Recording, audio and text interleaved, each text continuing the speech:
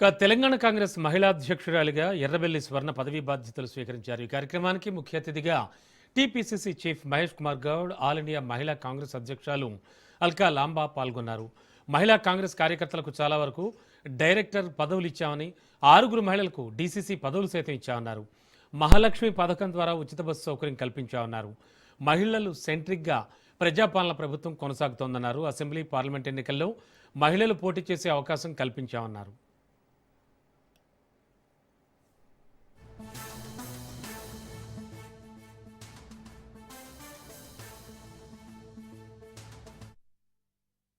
ఇవాళ కాంగ్రెస్ పార్టీలో మహిళలు కష్టపడితేనే కాంగ్రెస్ పార్టీలో ఇవాళ గెలిచినాం. మనం అందరం కూడా దాదాపుగా 10 సంవత్సరాల కాలంలో మనం ఎంత కష్టపడ్డామో, ఎంత నష్టపోయినామో మనందరికీ తెలుసు.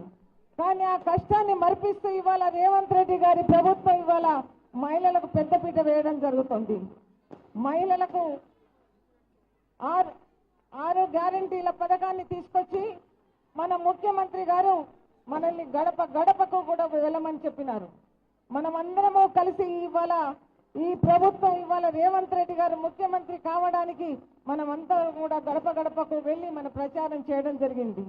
ఇందిరమ్మ కాలం కానుండి ఇవాళ సోనియా గాంధీ వరకు కూడా ప్రతి అంశాన్ని వదిలిపెట్టకుండా మనం అందరం కూడా ప్రచారం చేసినాం. ఇవాళ నిజంగా చెప్పాలంటే గ్యాస్ కానివ్వండి, అలాగే కరెంటు విషయంలో కానివ్వండి, ఇవాళ సన్న బియ్యం తింటున్నామంటే అది ఎవరి వల్ల అని అంటున్నాను. అసలు ఎవరికైనా ఆలోచన వచ్చిందా అని అడుగుతున్నాను. ఎవరికి ఆలోచన రాలే. కానీ రేవంత్ అన్న, మహేష్ అన్న, బట్టి విక్రమార్క వీళ్ళంతా కూడా కలిసి సన్న బియ్యం ఇవ్వాల్సిన బాధ్యత మన ప్రభుత్వానికి ఉంది అని చెప్పడం నిజంగా కూడా ఇవాళ ఎక్కడి ఊరికి వెళ్ళినా కూడా స్వాగతం పలుకుతున్నారు.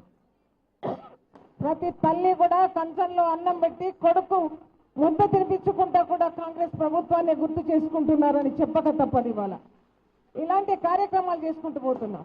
మహిళలందరికీ కూడా పెద్దపీట వేయాల్సిన బాధ్యత ఈ కాంగ్రెస్ ప్రభుత్వం మీద ఉందని గమనించి ఇవాళ పిసిసి అధ్యక్షులు గారు కానివ్వండి, రేవంత్ రెడ్డి గారు కానివ్వండి, మహిళలందరికీ కూడా